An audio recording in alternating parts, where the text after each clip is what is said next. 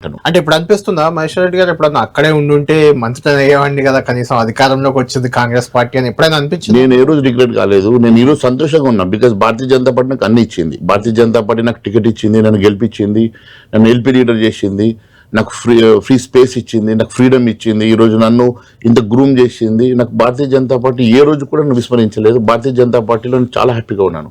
నాకు మంత్రి పదవి మీదనో వ్యామోహమో ఉంటే నేను ఆవిడ కానీ అదర్ వే నేను ఏ రోజు నేను కాంప్రమైజ్ అయ్యి అక్కడే ఉండి నేను అడ్జస్ట్ అయిపోయేవాడిని. నాకు అటువంటి నేను మంత్రి పదవుల కోసం ఆశపడ్డాను కాదు, పదవి కోసం నేను పనిచేయలేదు. నేను పాలిటిక్స్లో వచ్చిన రోజు నుంచి కూడా నేను పదవి పాలిటిక్స్ అని ఏ రోజు ఆలోచన చేయలేదు.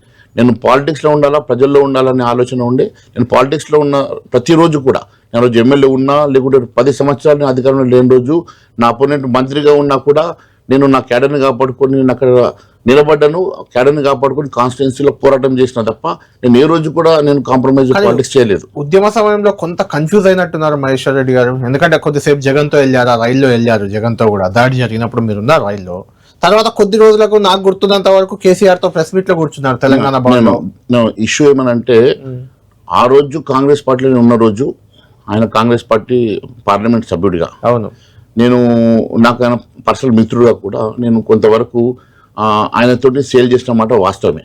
కానీ నేను తెలంగాణ అంశంలో ఏ రోజైనా తెలంగాణ అంశంలో చాలా స్పష్టంగా ఉండే తెలంగాణ అంశం మీద అనేకమైనటువంటి పోరాటాలు చేస్తాను. కానీ అన్ఫార్చునేట్లీ సరే అది మలుపులు తిరిగి ఈ రోజు మనము తెలంగాణ రాష్ట్రం తెచ్చుకొని కూడా నష్టపోయినామా? తెలంగాణ రాష్ట్రం వచ్చి నేను అన్న పాయింట్ ఏంటంటే అప్పుడు జగన్ తో ఆ రైల్లో పోయారు, టీఆర్ఎస్ వాదుల దాడికి ఒక రకంగా గురైన సందర్భంలో మీరు అక్కడ ఉన్నారు. మళ్ళీ నెక్స్ట్ కొద్ది రోజులకే అంతకు ముందా తర్వాత కానీ కేసీఆర్ తో కూడా ప్రెస్ మీట్ లో తెలంగాణ భవన్ లో ఉన్నారు మీరు. ఒకసారి కేసీఆర్ గారు పర్సనల్ గా ఫోన్ చేశారు. అదే ఒకసారి ఫోన్ చేసి ఈ అంశంలో రాజీనామా అంశం లోపల డిస్కస్ చేద్దామని ఫోన్ చేశారు.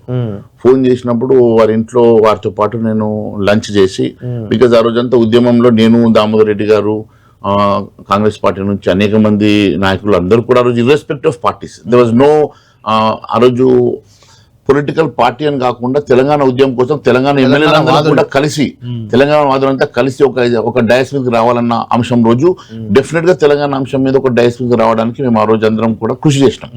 కాకపోతే సరే అక్కడ ఉన్నటువంటి వాళ్ళు ఏమనంటే రాజీనామా చేస్తే టీఆర్ఎస్కి వెళ్ళి మళ్ళీ పోటీ చేయాలనే ఒక కండిషన్, అక్కడ మేము డిఫర్ అయినాం.